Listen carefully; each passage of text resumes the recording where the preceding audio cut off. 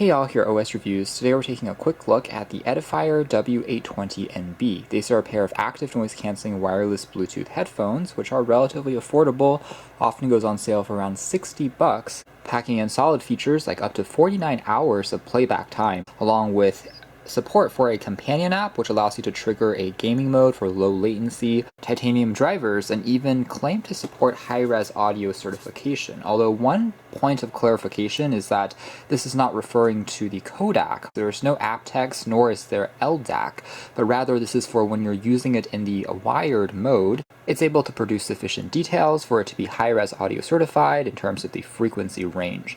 Now, I should also mention that this is no longer the newest model on the market. In fact, Edifier released it a couple of months back. However, it still remains as one of the most cost-effective variants that you can find, whereas competitors such as the Space Q45 that we saw the other day are priced north of $200. So we're talking about a third to a fourth of the price of many of those other variants, which are already cheaper than top-of-the-line models from Bose or Sony. You also get a USB Type-C charging cable and just a quick user guide.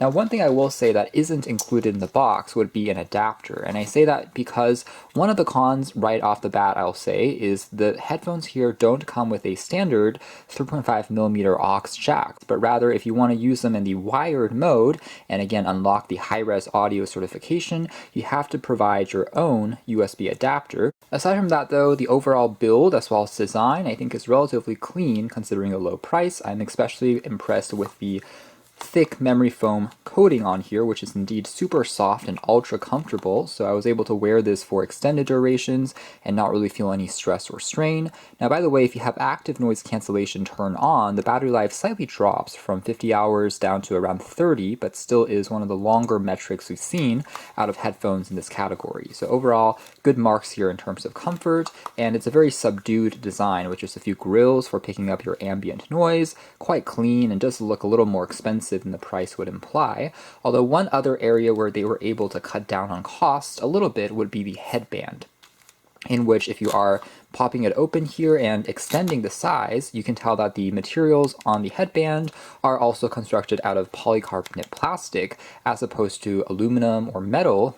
Otherwise, if we take a closer look at the bottom, we have access to all the ports, including the power key as well as volume controls, and there's also a pairing key there for Bluetooth next to the, again, Type-C port. What I will say is the buttons here are quite tactile and clicky, and I like the fact that the volume up and down keys are also textured. So the plus key has a slight dimple on it, which makes it easier to delineate when you're controlling it by touch. They fold down flat, but they don't further collapse inwards. Overall polycarbonate plastic frame makes them feel lightweight enough that it doesn't produce too much strain when you're traveling with them. Alright, so taking a closer look at the companion app next. Overall, it's quite simple, but gets the job done. What's missing would be EQ controls, so you aren't able to change the sound signature at the moment, but you can tell the battery percentage remaining, as well as manually turn on or off the active noise cancellation, as well as the ambient mode, which you are able to also control the intensity of how much sound you want to pull in from your surroundings. So this gives you that transparency effect where it uses the microphones to magnify the noise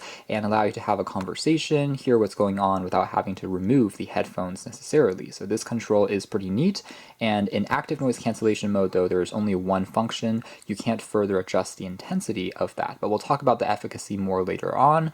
You can scroll over to take a look at the aforementioned low latency gaming mode, turning that on or off, so pretty simple stuff. Under settings, you have the ability to turn the volume of the voice prompts higher or lower, and you can also take a look at playing back some sleep music or nature sounds. So it will play back, say, frog, summer night, midnight, ocean waves to help you relax, meditate, or fall asleep a little bit faster. Although I will say that some of the prompts here in the Edifier app are still in Chinese rather than being translated to English, even though we're again displaying the English version of the app. So there are still corners where they can further optimize, but again, quite simple and does the trick. Now the final thing to note here is if you pull down the notification shade, Edifier also shows a notification panel that allows you to more easily toggle between the different ANC, ambient, or gaming modes at a click. Moving into audio quality and performance, overall I think they perform above their weight class bass, in the sense that it does sound very dynamic and lively, with plenty of details in the mids,